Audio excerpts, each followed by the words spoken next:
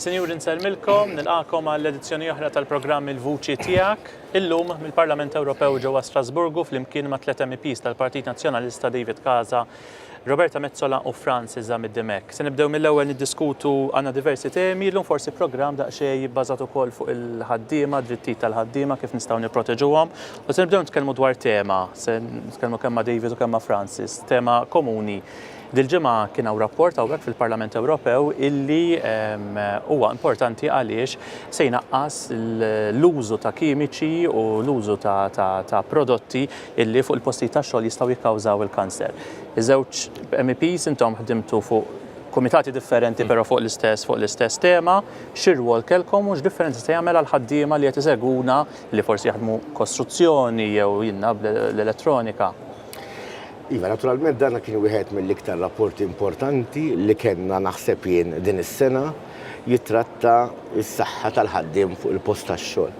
Naturalment bħala koordinatur fil-kumitat tiegħi jrid nikkoordina r-rapporti kollha li jkollu kif tagħmel ukoll Roberta fil-kumitat tagħha u dan tajnih priorità minħabba l-fatt li kellek rieda soda anke mill-istati membri u mill-Kummissjoni biex kemm jista' jkun fuq il-post tax-xogħol jittaqsu s-sustanzi perikolużi. Dan ir-rapport jiddikjara li fuq 5 kanseroġeni naqqasna l-limiti tagħhom b'tali mod illi il-ħaddiema fuq il-postijiet tax-xogħol illum ħajkunu iktar safe. Naturalment irridu nagħmlu ħilitna kollha biex kull fejn hemm dit-teddida għal ħaddiema fuq il-postijiet tax-xogħol dina li neliminawha. Naturalment il-Francis kien importanti ħafna fir-rol tiegħu għaliex Francis kien ix-shadow rapporteur fil-kumitat tiegħu u Francis meta ġie jgħidli li qed jagħmel dawn l-emendi assigurajt li mbagħad dak li propona Francis fil-kumitat li huwa qiegħed fih meta jiġi qudiemna fil-kumitat tal-affarijiet tax-xogħol biex nagħlqu r-rapport finali li llum iddeċidejna fuq u llum ivvutajna fuq fis-sessjoni plenarja qatt attent li l-emendi ta' Francis naturalment jiġu aċċettati u fil-fatt hekk ġara allura nirringrazzjah ukoll tal-kontribut li huwa ta' f'dan ir-rapport. Naturalment illum qed inħallu postijiet tax-xogħol iktar sejf għal ħaddiema milli kellna qabel. Francis, inti fuq il-kanċer tkellimna ħafna drabi, ma llum forsi erja partikolari l-ħaddiema. Hija erja partikolari għax tolqot il-post tax-xogħol u l-aktar ħin li aħna fil-ġurnata nagħmlu ħafna drabi huwa fuq il-post tax-xogħol. Ma biex norbot ftit anki ma li qal David, dana jispjega wkoll kif issir ħafna mill-ħidma fil-Parlament Ewropew. Ikollok l-istess suġġett li jiġi diskuss minn kumitati differenti. U mbagħad ikun kruċjali li aħna nikkoordinaw kif nagħmlu bejnietna. David, jiena ma' Roberta, aħna flimkien skont il-kumitati rispettivi tagħna u li allura dak li nkunu qed naħdmu fih inkunu aktar effettivi dwaru. Għaw kuna qed nittrattaw il-kanċer mill-lat ta' sustanzi kimiċi fuq il-postijiet tax-xogħol li jistgħu ikunu ta' perikolu jew direttament għal kanċer jew anki li jaffettwawlek il-kwalità tal-ħajja tiegħek. U jiena dan huwa suġġett li għalina huwa sensittiv ħafna. Jekk inti tħares lejn Malta qed titkellem fuq 2000 każ ġdid ta' kanċer fis-sena. Qed titkellem 900 imwiet. U allura meta tara mbagħad ir-rabta ma' dak li jiġri f'postijiet tax-xogħol. Aħna tkellimna fuq sustanzi li huma preżenti f'postijiet bħal siti ta' kostruzzjoni, postijiet bħal laboratorji, postijiet anki ta' teknoloġija li jkollok sustanzi kimiċi li kien kruċjali li innaqsu il-livell li allura l-ħaddiema ikunu esposti għalihom. Jiena anki fl-ispjega tal-vot appellajt li issa il-gvernijiet, l-istati membri jaddottaw kemm jista' jkun malajr daw il-miżuri ġodda għax bekk ikunu ta' benefiċċju għal ħaddiema u li anki tingħata l-informazzjoni meħtieġa lil min iħaddem. Imma li jolqotni biex narġa' nagħlaq bl-istess ħsieb huwa l-ħtieġa li aħna hawnhekk nużaw issa l-esperjenza tal-ħidma tagħna fil-Parlament Ewropew anki b'din il-ħidma flimkien biex nassiguraw riżultati ta' dak li fl-aħħar mill-aħħar huwa taġi tal-poplu Malti kollu għax qed nitkellmu fuq suġġetti importanti fil-livell Ewropew imma b'impatt dirett għal pajjiżna u għal ħaddiema tagħna. U biex inkompli magħkom ukoll di turu wkoll importanza għal Partit Nazzjonalista li f'Mejju li ġej jerġa' jkollu 3 siġġijiet hawnhekk fil-Parlament Ewropew għalhekk nawguraw li bil-ħidma li baqa' fil-5 xhur li ġejjin l-elettorat Malti meta jmur biex jivvota fl-elezzjoni ta' Mejju li ġej jivvota lil kandidati tal-Partit Nazzjonalista. Roberta, ħankellmek ukoll fuq is-settur tax-xogħol. Inti l-ġimgħa li għaddiet indirizzajt konferenza f'Malta organizzata mill-Union ħaddiema Maqudin. Ovvjament il-unions jirrappreżentaw u jiddefendu drittijiet tal-ħaddiema fuq il-postijiet tax-xogħol. X'għattilhom dakinhar il-membri ta' din il-union? L-UHM kienet jorganizza jew jospita tista' tgħid il-Kunsill tagħhom Ewropew fejn huma jingħaqdu ma' unions differenti f'pajjiżi oħra u jitkellmu dwar id-drittijiet tal-ħaddiema. U fid-diskors tiegħi jingħad li kieku ma kienx għal-unions tul iż-żmien, kieku gvernijiet kienu jibqgħu għaddejjin mingħajr ma jħarsu id-drittijiet tal-postijiet tax-xogħol, mingħajr ma jħarsu il-possibilità li jekk xi ħadd jingħaqad nista' ngħid kontra ma fil-konfront ta' tmexxija ta' kumpanija pereżempju bħalma ġara fil-Polonja meta l-union partikolari irnexxiela tbiddel u twaqqa l-gvern u twaqqa reġim awtoritarju.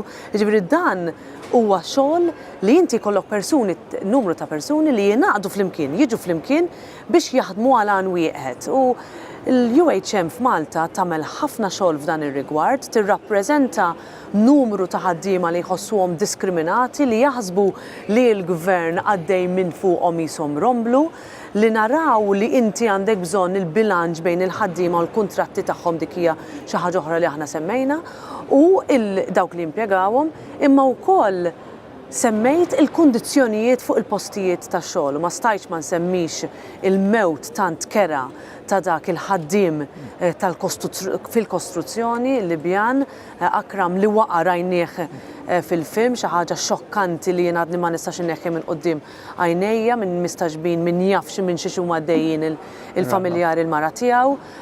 Imma il-verità hija din li jekk f'pajjiżna inħallu dawn l-affarijiet għaddejjin, jiġifieri inti tista' taħdem f'post ta' periklu mingħajr ma jkollok mhux il-liġijiet għax il-liġijiet qegħdin hemmhekk, ir-regoli infurzati biex jipproteġuk f'postijiet fejn għandek bżonn iżjed sigurtà, allura jiena nħares hawnhekk u ngħid mela dax xogħol kollu li nagħmlu fil-Parlament Ewropew u għalxejn. Għaliex aħna nqattaw snin naraw li fuq il-postijiet tax-xogħol għandna l-iħjar regoli kif qal David u kif qal Francis, jiġifieri dan huma liġijiet li huma immirati lejn il-vulnerabbli lejn min ma jistax jieħu deċiżjoni għalih. U fl-istess ħin imbagħad għandek il-liġijiet mingħajr ma jiġu infurzati. Ġifieri aħna wkoll bħala Partit Nazzjonalista fl-oppożizzjoni rridu nżommu lill-gvern fuq ponot subaj u nistaqsu għalfejn ċertu regoli li suppost qed jiġu implementati mhumiex. Tajjeb, se nkomplu nitkellmu daqsxejn ukoll dwar il-ħaddiema, il-familji, David. Il-work-life balance, fuq din saqsik diversi drabi fuq din id-direttiva, għaliex ovvjament hija direttiva importanti. Però issa wasalna lejn l-aħħar, verament lejn l-aħħar tal-ħidma tiegħek fuq din id-direttiva. Differenza Kenna xi ftit ta' issues illi ridna nissettilhom mal-gvernijiet, propju dal-għodu rċevejt konferma mill-Ministru Ġermaniż illi nistgħu naslu fi ftehim. U allura minnaw fl-Okħan Paser Malta se jkolli neġer mur Brussels biex għaxna l-ġimma se jsir trialog speċjali. Illum nista' niddikjara li wara li tkellimt mal-unions kollha li TUC għadha kemm semmithom Roberta naturalment anke mal-unions ta' Malta, tqajt mal-unions kollha min jappreżenta l-SMEs, anke l-industrija tat-turiżmu hija importanti għax ħatolqothom mhux ftit dawn ir-regoli ġodda. Għaliex ridna nsibu dak il-bilanċ illi biex nagħtu dawn id-dritti ġodda li huma bżonjużi, li huma minimi, mhux ma ngħidu kollu, ġifieri hemm pajjiżi illi għamilnilhom clauses apposta li minnu aħjar minn dawn ir-regoli jaqpa' kif inhu. Però issa jidher li nhar il-ġimgħa se nagħlqu. Kenna ġifieri llum konferma żgur illi mat-twelid ta' tarbija il-missier ħajnata 10 tiem li dik is-sena. Naturalment dajjejn biex ir-responsabilità tat-trobbija tat-tfal ma taqax dejjem kif inhu normali fuq l-om imma tibda taqgħu wkoll fuq il-missier bekk inkunu qegħdin nagħtu ċans lin-nisa li jaqbgħu iktar fid-dinja tax-xogħol jew nħeġġuhom jidħlu fid-dinja tax-xogħol. Għad għandna bżonn kbir biex l-ekonomiji tagħna jikbru, il-nisa jidħlu fid-dinja tax-xogħol u dawn id-drittijiet il-ġodda minkejja li huma tajbin biex ikun hemm bilanċ bejn il-ħajja u x-xogħol, minkejja li huma tajbin ukoll biex jagħti l-possibilità lit-tarbija lit-tifel jew lit-tifla illi jkollhom iktar preżenza tal-missier f'ħajjithom u tal-hom, huma tajbin ukoll biex inħeġġu lin-nisa jidħlu fid-dinja tax-xogħol. Hemmhekk irnexxilna naslu fadlinna l-aħħar imtob żgħir fuq il-carers leave, ġifieri tistaqbilna fuq il-ġranet, qegħdin naraw naqressa kif l-aħjar li jitħallas xi ħadd li jħossib tkellimt il-ġimgħa l-oħra xi ħadd jħossib il-ommu jew il-missieru speċjalment meta jkollhom mart ikraħ u jkollok bżonn il-preżenza tal-ulied jew tal-partner jew tat-tfal. Naturalment il-parent leave mbagħad jiġifieri li minn meta jidħol tarbija sakemm ikollu 8 snin, issa narawlek naqblux fuqha nhar il-ġimgħa li ġej, il-missier u l-omm kull wieħed jistgħu jieħdu ammont ta' xhur leave f'dawk is-snin kollha minn sena sa 8 biex ikunu jistgħu wkoll ikunu iktar viċin it-tfal tagħhom. Jiena nittama u nispera li mhux ħammur Brasil sar xejn dil-ġimgħa imma fiduċjuż illi wara li issa il-gvernijiet illi kellhom dawn l-oġġezzjonijiet sibna ftehim magħhom ma qabel nhar il-ġimgħa aħjar ma naqtaħiex is-silema mhux għandna xi ħaġa oħra. Sa nhar il-ġimgħa tolbu għalija. Jiena ċert li anke Francis Roberta nawgurawlek għal dan it-trajlog ta' nhar il-ġimgħa. Rapport ieħor Francis din il-ġimgħa hekk fil-Parlament Ewropew kien dwar it-twaqqif ta' awtorità ġdida dwar ix-xogħol, però lil mill-awtorità x'in-nies forsi ma jimpurtomx mill-awtoritajiet jimpurtom id-drittijiet tagħhom. Hemm ħafna Maltin u mhux fil-każ Ewropej ukoll illi x-xogħol tagħhom joħodhom f'pajjiżi oħra. U allura din l-awtorità tkun qed tindirizza dak li magħruf bħala cross border, ġifieri inti taħdem f'pajjiż però tista' titravelja f'pajjiż ieħor biex taħdem. Xi drittijiet ġodda għandhom daw il-ħaddiema? Jiena nista' nassigurak li din hija realtà kbira. U di hija realtà kbira li anki tħoss u tmiss bidejk, pereżempju, meta aħna mmorru nħabtu fid-djar tan-nies u tiltaqa' mal-familji. Tħallna fl-Unjoni Ewropea wkoll biex ikollna dan id-dritt u dan ir-realtà. Biex fost oħrajn ikun dan id-dritt li inti tmur f'pajjiż differenti, tagħmel xogħol hemmhekk, jew ġieli jkollok sitwazzjonijiet fejn tagħmel parti mix-xogħol tiegħek f'pajjiż ieħor u mbagħad tirritorna lura lejn pajjiżek. Jew sitwazzjoni fejn inti taħdem f'post l-employer tiegħek qiegħed ibbażat f'pajjiż ieħor u l-xogħol tiegħek mbagħad jirrikjedi li tivvjaġġa f'pajjiżi oħrajn. Jiġifieri mobilità u jiena għad li dan niltaqgħu miegħu anki meta tkun qed tagħmel home visits, jiena kont qed inżur pereżempju familji f'Għawdex u tiltaqa' magħhom li tgħidlek isma' jiena t-tifel tiegħi taf f'liema pajjiż Ewropew qed jaħdem u nrid inkun naf iktar dwar il-kondizzjoni tiegħu, x'inhi s-sitwazzjoni u allura iva kruċjali li inti dan illum il-ġurnata nirregolawh aktar fuq il-livell Ewropew. Mhux kulħadd kien favur, mhux kulħadd jgħid imma mhux kull pajjiż għandu jirregolaw, imma meta għandek wieħed mill-prinċipji fundamentali tal-Unjoni Ewropea huwa preċiżament din il-libertà ta' moviment, il-moviment ħieles ta' ħaddiema minn pajjiż għal ieħor. U llum ngħixu din l-esperjenza, mhux biss fil-livell tal-ħaddiema imma anki tan-negozji li anki huma ikunu għaddejjin minn ħidma tagħhom minn pajjiż għal ieħor u li anki huma mbagħad iridu jkunu attenti u jkunu jridu li l-istess regoli japplikaw għal negozji differenti, ġifieri ma jispiċċawx f'sitwazzjoni fejn xi ħadd ikun f'pożizzjoni fejn qed ibati minn unfair competition. U allura dak kien kruċjali anke li titwaqqaf u li nkomplu naħdmu biex titwaqqaf l-awtorità, għax anki fuq hekk kien hemm bżonn fid-diskussjonijiet kien hemm inqalw iva naslu sa aġenzija mhux kelma differenti, il-kullim jagħmel l-effett tiegħu wkoll. Sodisfatt li stajt naħdem fuq hekk ukoll wara konsultazzjoni ma' laqdiet ta' ħaddiema f'Malta, anki ma' laqdiet tal-employers. U li allura stajt nirrifletti x'qalu li huma fir-rapport finali u li llum qegħdin ħafna iktar viċin għal din realtà oħra Ewropea li jkollna awtorità waħda għal qasam tax-xogħol u tiggarantixxi id-drittijiet tal-ħaddiema f'dak il-livell. Tajjeb. Roberta, Francis semma Maltin li jaħdmu f'pajjiżi tal-Unjoni Ewropea differenti. Issa hemm żgur ukoll Maltin li jaħdmu l-Ingilterra. Ovvjament min jaf bħalissa minn xi għaddejjin huma l-familji tagħhom ma jafux se jiġri l-Ingilterra se tibqa' fl-Unjoni Ewropea se toħroġ. Jekk insaqsik fuq l-aħħar żviluppi naħseb tgħid li ħajinbidlu ma' kull minuta, però forsi il-Maltin minn segwina wkoll interessati x'bidla tagħmilhom għax minn 28 ġu 27 imma min għandu jew il-business tiegħu jew il-xogħol tiegħu fl-Ingilterra u viċiversa. Kif ħares lejn is-sitwazzjoni bħalissa? Kien hemm deputat partikolari fil-House of Commons li sejjaħ dan il-kaos totali bħala an absolute and utter shambles, ġifieri fejn aħna nħarsu lejn pajjiż bħal Renju Unit li aħna dejjem ħarisna leħ bħala mexxej tista' tgħid fil-oqsma ta' tant affarijiet kemm fl-standards finanzjarji, fl-standards ambjentali, fil-mod kif huma mexxew battalji kbar fih dan l-Unjoni Ewropea dwar id-difiża kollha konna nħarsu leħ li llum qed inħarsu lejn pajjiż li l-ewwel nett ma jafx xirid, it-tieni nett kull fazzjoni li hemm kemm politika kif ukoll fi kwalunkwe settur hija maqsuma fit-tnejn jekk mhux fit-tliet biċċiet dwar x'qed jiġri u x'jista' jiġri. Kif rajna l-bieraħ fejn aħna konna qed nistennew li dan id-deal, ġifieri kważi 600 paġna li ġie negozjat tul perjodu ta' kważi sentejn li ġie maqbul bejn is-27 gvernijiet tal-pajjiżi membri kollha li kien tista' tgħid l-aħjar li stajna nġibu kemm għall-Ingilterra u għar-Renju Unit imma għall-istati membri l-oħra li l-bieraħ kien ser ikun vot, imma kien ċar li Theresa May kienet ser titilfu dak il-vot. Issa jiena ma naqbilx ma' ċertu għażliet ta' Theresa May imma wieħed għandu jammira li b'kuntrast tal-sħaba li ħarbu lhemm meta bdew ixommu li hemm mitrabil, tibaqgħet hemm u llum qed tipprova fil-fatt ipposponit dak il-vot u qed tipprova tmarret minn pajjiż għal ieħor marret dit bl-Olanda u mbagħad marret il-Ġermanja u issa qiegħda Brussell titkellem ma' Juncker biex tiddiskuti jekk hemmx il-possibilità li jerġa' jinfetaħ jiġu rranġati ċertu affarijiet. Issa l-messaġġ imma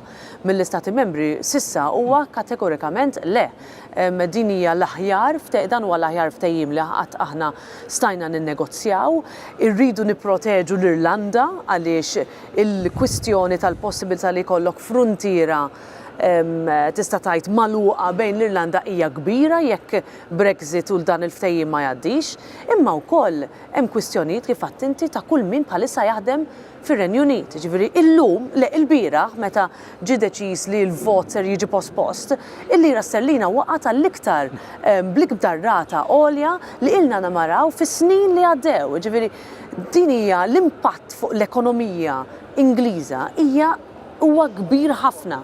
U jiena meta nara li xi deputati parlamentari Ingliżi jgħidu iva ma jimpurtax jekk ma jkunx hemm ftehim, aħna mmorru għall-vot, il-ftehim ma jgħaddix u jkollna hard Brexit. Jiġifieri millum il-Renju Unit huwa membru tal-Unjoni Ewropea għadha mingħajr l-ebda transitional period mingħajr l-ebda kundizzjoni speċjali għal ħaddiema Maltin naqbdu u r-Renju Unit huwa barra. Ġifieri l-impatt fuq il-mediċina, l-impatt fuq dak l-importazzjonijiet, l-impatt fuq l-esportazzjonijiet li jiġri huwa ser ikun enormi. Ġifieri il-fatt li r-Renju Unit illum huwa lest jidħol tista' tgħid ġoħajt mingħajr ebda konsegwenzi għal poplu fil-fatt għalhekk dejjem qed nisimgħu b'mod iżjed vuċi iżjed b'saħħitha issejħa għal referendum ieħor biex naraw ir-riżultat għaliex sewwa naħseb li ikollna eżerċizzju demokratiku ieħor imma dak mhux għalina biex niddeċidu mal-Ingliżi li inti għandek ġifieri kaos totali li sal-programm li jmiss ser ikollna naħseb sitwazzjoni kompletament differenti. Din hija r-realtà daqsxejn ta' niket imma dik hija. Ekku, żgur li n-nies jibqgħu jsegwu kull jum dak l-aħħar l-iżviluppi min-naħa tar-Renju Unit. L-aħħar ftit mistoqsijiet, David, l-ixxu ta' 17 Black ma waqfitx mill-aħbarijiet bla dubju. U smajna wkoll issa illi l-Kumitat Tax Street, il-Kumitat tal-Parlament Ewropew bat ittra lill-Gvern Malti, lir-rappreżentant ta' Malti fl-Unjoni Ewropea biex jistaqsi iktar dwar dawn l-affarijiet, dwar Keith Cambridge, dwar Konrad Mizzi. Xi tfisser di fuq reputazzjoni ta' Malta li l-Gvern Malti jirċievi minn naħa tal-Parlament Ewropew mhux mistoqsija jew ittra dwar kif nistgħu nsaħħu l-affarijiet fil-pajjiż imma biex jiċċekkjaw dwar l-iskandli tal-ftit membri tal-Gvern. Naturalment, tressa l-iskandlu qudiem il-Kumitat u ftemna illi il-koordinaturi sa data partikolari joħorġu b'domandi biex nibatuhom lill-Gvern. Nibatuhom lill-Perm Rep tagħna u hekk li rappreżenta l-Gvern u ħajkunu huma domandi diffiċli ħafna li trantbatet propju f'dawn is-sigħat li għadhom kemm għaddew u li titratta mistoqsijiet dwar Kiċ Kembri, dwar Konrad Mizzi, dwar Nexia BT, dwar naturalment il-korruzzjoni li kienet qed tiġi ippjanata minn fuq dar il-poplu Malti. Jiġifieri ma ninsewx illi l-istorja ta' 17 Black ma tfisser xejn ħlief ser mill-poplu Malti. Illi kellna 1.4 miljuni illi daħlu f'kont tajjeb, daħlu fil-kumpanija mill-Azerbajġan, kien xi security officer da, by the way, għal min irid jemmina din l-istorja illi għandna qudiemna. Għandek 200,000 imbagħad li ġiet mill-aġent tat-tanker. Jiġifieri dawn huma fatti mhumiex allegazzjonijiet, huma fatti. Fatti ieħor huwa illi Konrad Mizzi u Kiċ Kembri kienu ħajdaħlu kull wieħed 150,000 fix-xahar. Fatti, mhux allegazzjonijiet. U allura naturalment hawnhekk toħroġ ukoll diskrepanza anzi il-metodu differenti ta' kif kien qed jaħdem l-FIU illi għal xhur sħaħ ikollu dan ir-rapport għandu u ma jagħmel xejn. U f'daqqa waħda dan l-aħħar kull min kważi qiegħed jattakka l-korruzzjoni qed jinvestigaw l-FIU isna qed nagħmlu l-inkjesti ishom pastizzi. Tajjeb, jiġifieri hawnhekk naraw li mhux biss issa l-istituzzjonijiet tagħna iddajfu biex jipproteġu l-tal-qalba, imissa anzi l-istituzzjonijiet tagħna qegħdin nużawhom strument fidejn il-Gvern biex jattakka l-min qiegħed jaħdem kontra l-korruzzjoni. U naturalment da kollu jafu il-Kumitat intbagħtu id-domandi u jekk Minister żball għandhom sal-20 ta' Diċembru biex jirrespondu, dan id-domandi huma diffiċli ħafna li jirrespondihom. Jiena ma nafx ma rrispondix il-Prim Ministru ma rrisponda qatt Kiċ Kembri anzi dak Konrad Mizzi jaħarbu lill-midja naturalment kif kulħadd jaf pajjiżna, però naturalment jekk il-Kumitat ħajdillu li r-risposti mhumiex ħajkuntentaw lill-membri tal-Kumitat ma jkunx hemm għażla oħra li jsir hearing u mbagħad kif isir normalment meta jkollna problemi bħal dawn f'dan il-Kumitat illi jien nixtieq nevita. Għaliex ma ninsewx li kull meta qed tissemma Malta qegħdin nagħmlu ħsara kbira lis-settur finanzjarju tagħna. Issa nibdew nistennew deputati min-naħa tax-xelluk kif diġà ġranna fil-passat Roberta u Francis jafu illi qiegħdu naf xi blacklist. Jew jibdew jattakkawna sistema tat-taxxi tagħna u jekk isir hekk ħajkun tort tal-Prim Ministru li kosta kollox qiegħed jiddefendi lil dawn in-nies ta' madwaru. Issa kulħadd nifhmu għalfejn ridu akkosta kollox il-Power Station. Żgur irriduha. Jikkonferma dan ukoll il-NEO, ejja ma ninsewx ir-rapport tal-awditur illi jgħidilna illi mhux qed nieħdu good value for money. Jiġifieri ejja naraw dan il-Gvern fiex ġab lil pajjiżna u Malta tista' ssofri l-konsegwenzi. U allura jien nittama li dad-domandi jiġu mwiġba b'mod tajjeb biex ma jkunx hemm il-ħtieġa illi jerġa' jsir hearing fil-Kumitat tat-Taxxa tal-Parlament Ewropew.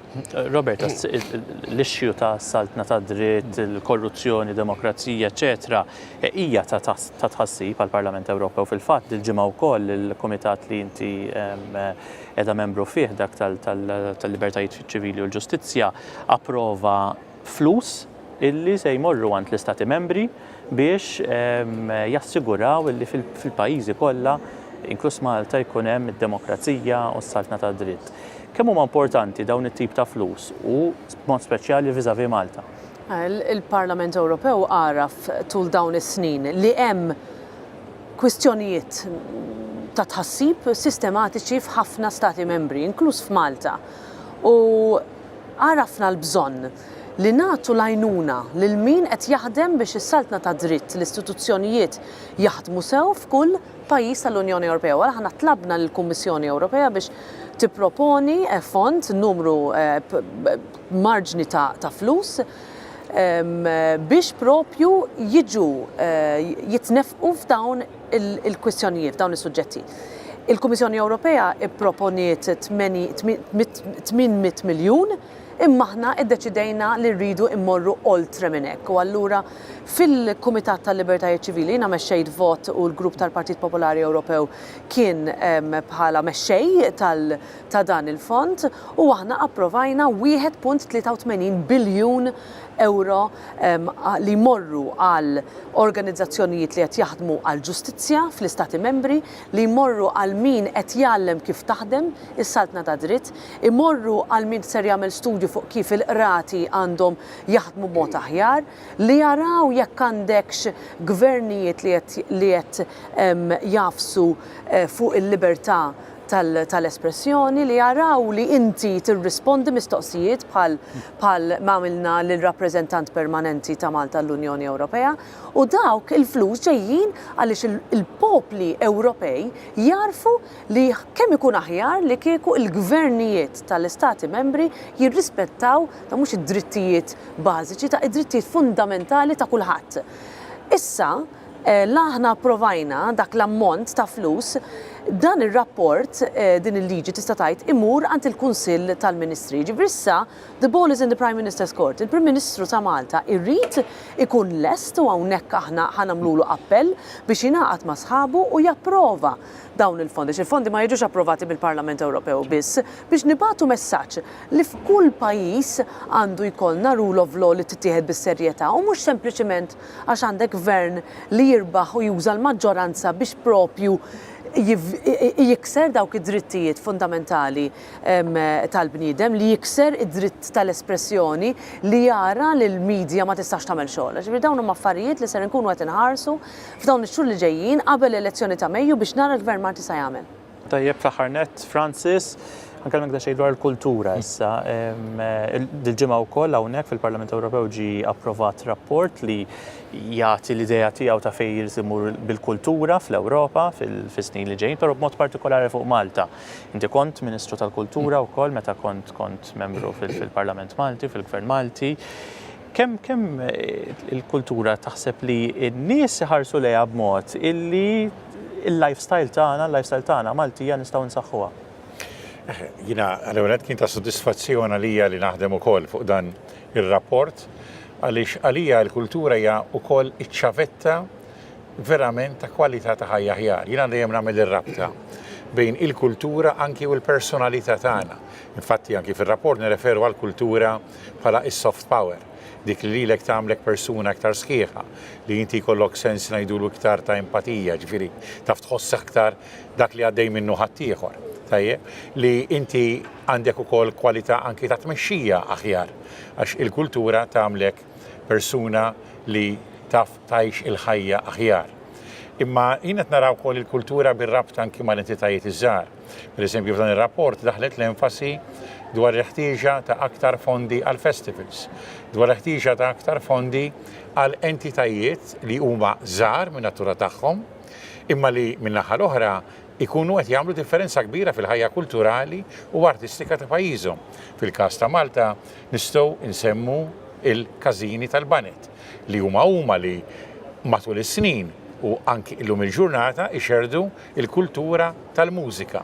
Jina reċentement kelli l-opportunità li nestendi l-għajnuna kollha meħtieġa favur il-programm u favur il-kalendarju li joħroġ marbut mal-programm fuq il-Net FM tal-Marċi u l-Bandalori. Iva, għax dik hi wkoll parti mill-identità fil-każ ta' Malta, marbuta wkoll mal-festi tagħna. Dan ukoll importanti, imma ma nistax ma nagħmilx ukoll kumment li jorbot ħafna ma dak li anki kienu qed jgħidu qabli Roberta u David fuq is-saltna ta' dritt għaw ukoll. Għaliex? Għaliex għandek ir-rabta tal-kultura mal-libertà tal-espressjoni. U f'Malta dan qed narawh.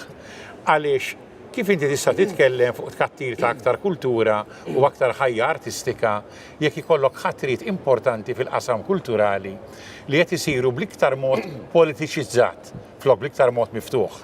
Jew għar minn hekk kif tista' tuża l-kultura fis-sens tal-ħarsien tal-wirt storiku. U f'Malta il-gvern juża dak bħala skuża fil-rigward tal-monument tal-assedju biex jgħid imma hawnhekk allura ma nistax nippermetti li jsir il-monument li jagħti il-ħajr, li jagħti l-ġieħ u li jkompli ifisser kif il-poplu iqis bl-akbar rispett lil ġurnalista assassinata Daphne Caruana Galizia li kienet fonti ta' informazzjoni kontinwa, inkluż fuq 17 Black u baqgħet. Tajjeb kienet hi l-ewwel.